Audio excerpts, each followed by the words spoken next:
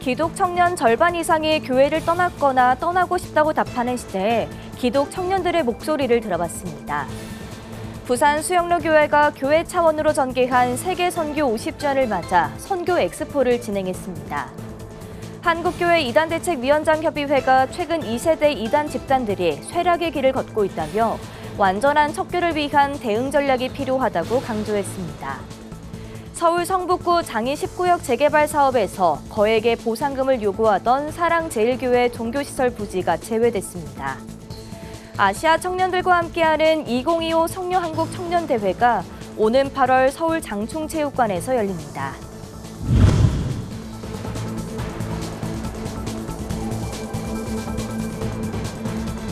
시청자 여러분 안녕하십니까? 구티비 뉴스입니다.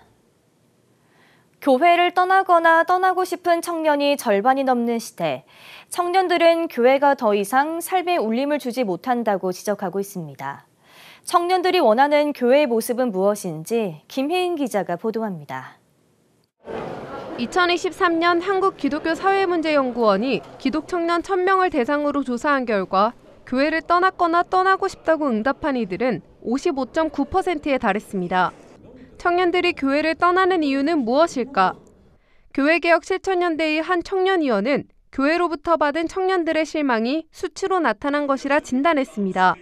세속화된 일상 속에서 교회 청년들이 마땅한 롤모델이 없다라고요. 청년들이 원하는 한교회의 상이라는 건 결국 어떤 외향적 선장이나 전통을 유지하는 것보다는 실제 삶에 대해 정말 다가오는가. 다니던 교회를 떠나 새롭게 정착한 한 청년 역시 기존 교회 안에서는 자발적이고 주체적인 신앙생활이 어려웠다고 토로합니다. 하면서 불의한 거 하는데 이제 주저하지 않았고 예수님의 제자로 살기 위해 노력할 것인가를 찾는 신앙 공동체였습니다. 또 다른 청년은 청년들이 교회에 원했던 건 깊은 교제였다고 설명했습니다. 신앙적으로 교회 안에서 호흡하고 성장하길 소망했지만 교회에서 이를 채울 수 없었다는 분석입니다. 성경이든 하나님이든 서로에 대한 깊은 영적 나눔이었던 것 같습니다. 교회는 청년들에게 흥미로운 것을 제공하고 활기차고 밝은 에너지를 보여주면 청년들이 그에 부응할 것이라고 생각해 왔는지도 모르겠습니다. 이 같은 현상을 개선하기 위해 교회가 청년들의 유입을 늘리는 정량적인 수치에만 집중하는 사역이 아닌 청년들이 직접 자신의 신앙을 표현할 수 있는 구조로 바뀌어야 한다는 의견이 제시됐습니다. 교회는 겉으로는 회개와 거듭남을 강조하지만 실제로는 현상 유지를 위해 더 많은 에너지를 소비하고 있습니다. 교회 구조 자체가 전통적이잖아요. 그러면 다른 장치들을 마련해야 되는데 그럴 에너지나 그런 것들을 쓸 수 있는 여력이 있는가 한국교회에. 절대적으로 줄어든 청년 인구, 그리고 과거처럼 폭발적인 전도가 일어나지 않는 시대. 이제는 과거의 방식으로 청년과 미래교회를 이끌 수 없다는 경고가 한국교회에 던져지고 있습니다. 구티비 뉴스 김혜인입니다. 수영로 교회가 교회 차원으로 전개한 세계 선교 50주년을 맞아 선교 엑스포를 개최했습니다. 그동안 수영로 교회에서 파송한 선교사들이 한자리에 모여 선교에 대한 정보를 나누고 새로운 선교사들을 파송하는 시간을 가졌는데요. 불경본부 신승준 기자가 취재했습니다. 경기도 안산 새생명 태국인 교회에서 2006년부터 이주민 선교 사역에 임하고 있는 홍광표 목사. 낯선 한국 땅을 찾은 태국 이주민들이 정착하고 일자리를 가질 수 있도록 돕고 있습니다.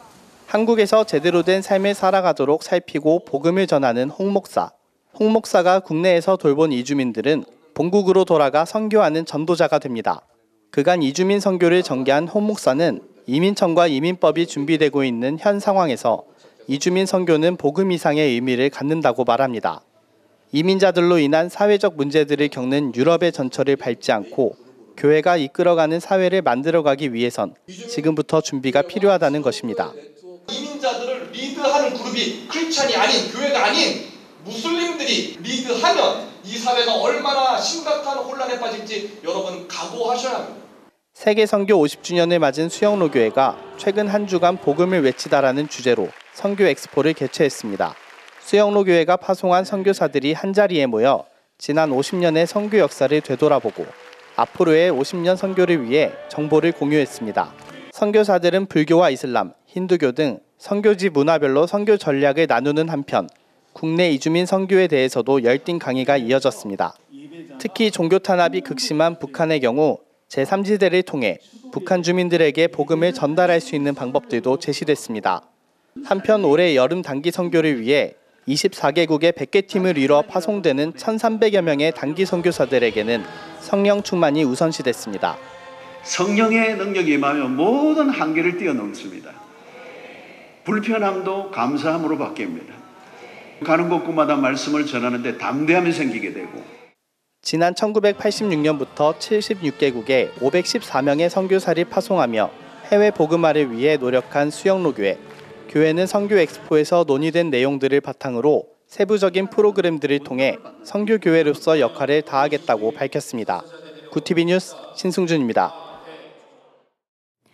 한국교회 이단대책위원장협의회가 26일 성명을 내고 한국교회에 막대한 폐해를 입혔던 2세대 이단 집단들이 교주의 죽음과 노세, 범죄 등으로 인해 쇠락의 길을 걷고 있다고 발표했습니다. 협의회는 이어 이단의 쇠락이 완전 퇴장을 의미하지는 않는다며 새로운 이단으로 파생되거나 생존을 위해 해외 포교를 확장해 나갈 가능성이 크다고 전망했습니다. 또 이단 척결을 위해 강력한 대응 전략이 필요한 때라며 모든 언론 매체는 이단 홍보를 금지하고 정부 기관은 이단 행사에 장소 대관을 허용하지 말아달라고 당부했습니다. 한편 협의회는 이날 천안 아산 주님의 교회에서 전체 모임을 갖고 각 교단의 이단 결의사항 등을 공유했습니다. 이어 합동신학대학원 대학교 김병훈 박사가 특강을 통해 유신 진화론의 신학적 오류를 진단했으며 예장합신 이대 위원장 유영권 목사가 킹 제임스 번역 유일주의에 대해 이단적 주장임을 확인했습니다. 전광훈이 설립한 사랑제일교회가 서울 성북구 장이 19역 재개발 사업에서 최종 제외됐습니다. 서울 성북구는 26일 0시를 기해 종교시설을 제외하는 내용을 담은 장이 19역 재개발 사업 시행 계획안을 최종 인가했다고 밝혔습니다. 전 씨는 장이 19역 부지 한쪽 끝에 자리한 사랑제일교회를 이전하는 조건으로 조합 측에 563억 원을 요구하는 등 장기간 갈등을 일으켜왔습니다. 사랑제일교회 측은 자료를 내고 우리는 이주를 거부한 사실이 없으며 조합이 대토부지 면적을 축소하는 한편 일방적으로 합의를 해제했다고 주장했습니다. 한국 개신교 선교 140전을 맞아 아시아 청년들과 함께하는 2025 성령 한국 청년대회가 오는 8월 23일 서울 장충체육관에서 열립니다. 대회 준비위원회는 26일 서울 광림교회에서 설명회를 갖고 대회 취지와 세부 계획을 발표했습니다. 올해 대회 주제는 증인을 뜻하는 헬라어 마르튀스로 청년들이 새로운 소망을 가지고 세상을 향해 복음의 증인으로 살아가길 바란다는 의미를 담았습니다. 성령의 놀라운 역사를 통하여 저들을 꿈꾸게 하며 저들을 미래를 바라보게 하며 새로운 소망을 가지며 저 미래에 하나님 나라를 꿈꾸게 하는 귀한 2025년 성령한국 청년대회가 되기를 간절히 소망해 봅니다. 대회는 희망과 도약, 동행과 파송 등 4가지 세션으로 구성되며 김정석 감독회장의 말씀과 배우 신현준 집사의 간증, 헤리티지 메스콰이어와 예람 워십 등의 찬양 등 다채로운 순서로 꾸며질 예정입니다. 구TV 호남 전북본부에서 보내온 소식입니다. 호남 최초의 교회로 알려진 은송리 예배당의 위치를 두고 전주시 완산구 명륜맨션 인근 부지가 유력하다는 주장이 제기됐습니다.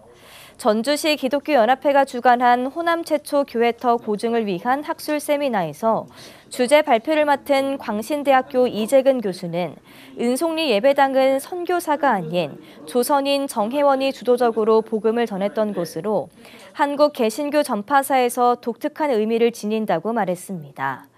이어 전주대학교 김경미 교수는 고종 11년 이완용 전라북도 관찰사가 올린 어람용 지도 완산도형을 중심으로 예배당 위치를 추적한 결과 명륜맨션 인근 언덕 부지가 은송리 예배당터였을 가능성이 높다고 설명했습니다. 기독교 문화유산 보존위원회 김동화 위원장은 전북도민 의 선교사들의 희생과 복음을 되새기기 위해 이 같은 고증 작업을 추진하고 있다고 설명했습니다.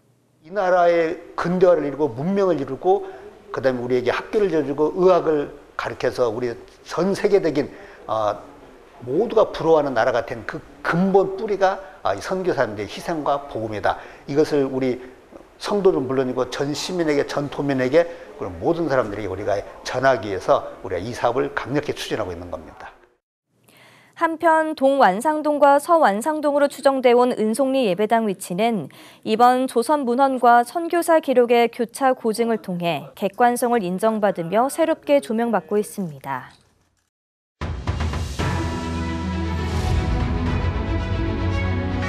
오늘의 이슈포커스입니다. 정부가 27일 북한의 환강댐 방류 전 사전 통보를 요청했습니다. 장윤정 통일부 부대변인은 장마철 접경 지역의 홍수 피해를 예방하기 위한 인도주의적 조치라며 댐 방류는 접경 주민의 생명과 직결된 사안이라고 강조했습니다. 27일 발표된 여론조사에서 이재명 대통령이 직무를 잘하고 있다는 응답은 64%로 집계됐고 김민석 국무총리 후보자가 적합하다고 답한 비율은 43%로 나타났습니다. 한국갤럽이 전국 성인 1,004명을 대상으로 24일부터 26일까지 실시한 조사로 대통령 직무에 대한 긍정 흐름 속에 총리 인선에 대한 평가는 엇갈리고 있습니다. 정부가 27일 수도권과 규제지역 주택담보대출 한도를 6억 원으로 제한했습니다. 과도한 대출을 막고 실수요 외에는 대출을 제한한다는 취지입니다. 전문가들은 과열 진정 효과를 예상하면서도 젊은 층의 내 집 마련이 더 어려워질 수 있다고 지적했습니다. 벤처업계 경기가 1년 만에 반등에 성공했습니다. 26일 벤처기업협회에 따르면 경기 실적지수는 89.8포인트로 전 분기 대비 11.2포인트 상승했습니다. 이 지수는 벤처기업의 실적과 경기 전망을 수치로 나타낸 지표입니다. 반등의 주된 요인은 내수 판매 호전으로 꼽히고 있습니다. 국세청 이름으로 전송된 메시지가 실제 국세청에서 발송한 메시지인지 즉시 확인할 수 있는 서비스가 도입됐습니다.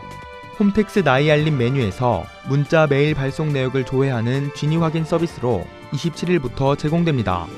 국세청 사칭 피해가 늘자 마련된 조치로 보안사고 예방에 도움이 될 것으로 기대됩니다. 구티비 뉴스 전도원입니다.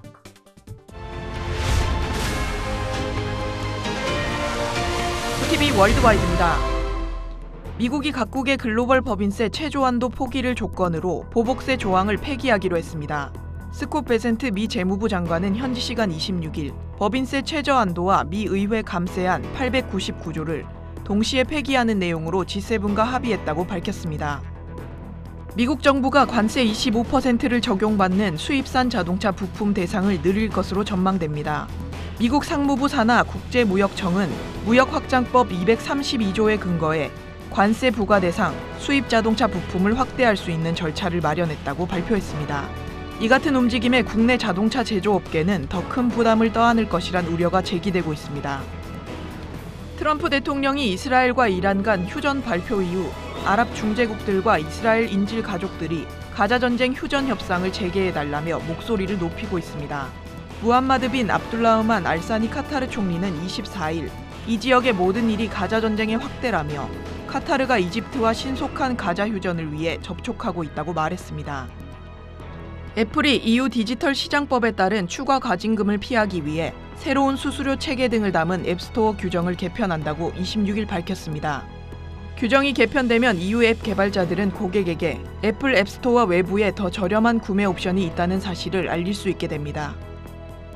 중국이 올해 들어 수천 명 규모의 북한 노동자를 새로 받아들이고 있다고 요미우리 신문이 보도했습니다. 보도에 따르면 올해 3월까지 북한 노동자 약 3천 명이 지린성 훈춘에 들어왔고 지난달에는 약 500명이 라오닝성 단동시에 도착했습니다. 중국의 이런 조처는 미국과 북한 간 긍정적 신호를 감안해 중국이 북한과 관계 개선에 나선 것이라는 분석이 제시되고 있습니다. 일본 이동통신사 소프트뱅크가 내년 성층권을 지나는 비행선을 도입해 이동통신 기지국 서비스로 활용할 계획입니다. 소프트뱅크는 미국의 성층권 무선통신 시스템 개발업체 스카이에 약 22억엔 하나 206억 원을 출자해 성층권 무선통신 시스템용 무인 비행선을 도입하기로 했습니다. 길이 약 65m인 이 비행선은 휴대전화 기지국 역할을 하는 설비 등을 갖춰 성층권을 비행할 수 있습니다. 구티비 뉴스 배보경입니다.